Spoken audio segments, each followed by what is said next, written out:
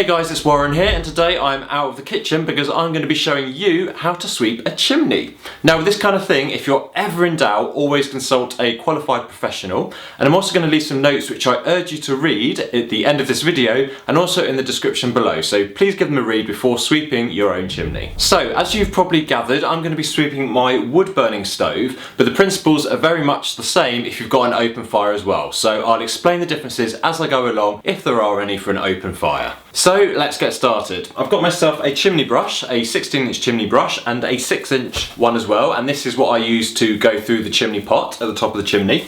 And I've also got some drain rods as well, flexible drain rods, which have obviously not been down the drain.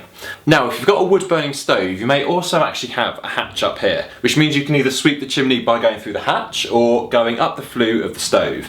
If you go up the flue of the stove, you may need to get some thinner rods than this and ones that are slightly more flexible so they can bend up the stove. If you do want to sweep the chimney by going through the flue of the stove, you'll just need to remove the baffle plate. To do that, just remove the bricks that are lining the inside of the stove, and then carefully remove the baffle plate which was lining the top of your stove, and that means you can then go right up the flue there. Also, I forgot to mention, always line the area where you're sweeping as well, so any soot or anything will just, it won't mess your carpet up or anything like that. Now with everything removed, I'm actually going to close the door on the stove now because we're sweeping the chimney and lots of soot will be coming down, so that means anything that goes back into the stove won't come flying out as well. We have the luxury of using this hatch, so I'm actually going to sweep through the hatch. So I'm going to remove that now. So I've got the hatch removed there, I'm just going to put that aside, and what I'm going to do is I'm going to use a plastic bag to catch any soot from falling through that hatch into the surrounding area as well, which will just keep things a little cleaner. So what we need to do is take our chimney rod and put our brush on the end, screw it on nice and tight, then take a plastic bag and I'm just going to tear a hole in it there, and then the bag upright, put the first rod with the brush on through like that. Now we're then going to stick the brush up the hatch like so, and as you can see we've got the plastic bag and then we've got the rod sticking through there. Now take some tape and we're just going to tape the plastic bag to the top, which will then make a seal so any soot that comes down the hatch will go straight into the plastic bag. Great, so as you can see we've got a nice little setup here which is going to keep it as clean as possible when we're sweeping the chimney. Now if you've got an open fire, principle is similar. I would just get a bin liner, put it around the open fire, pierce a hole through it and then put your rod through that and we'll carry on from there. So we're going to start sweeping the chimney. We've put one rod in and we're going to screw rods onto this one to extend it whilst going up the chimney.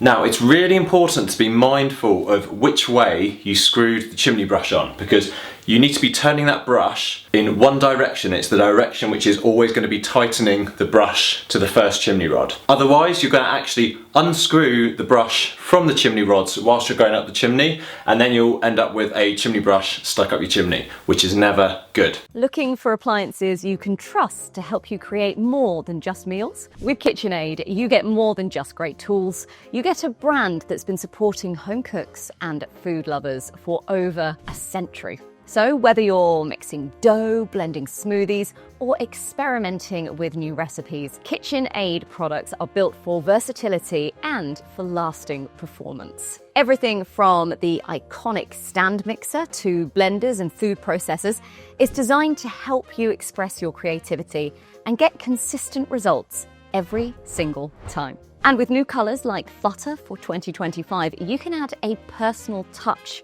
to your space while enjoying innovation you can count on. Click the link in the description. KitchenAid. Classic style, endless possibilities. So I remember which way I screwed the chimney brush on, which means I need to be attaching each chimney rod to extend it in an anti-clockwise direction. All you have to do is push the chimney rods up whilst turning, and that's 2 chimney rods now, so I need a third one, and you literally just continue to screw them on to extend the rod whilst turning and going up the chimney.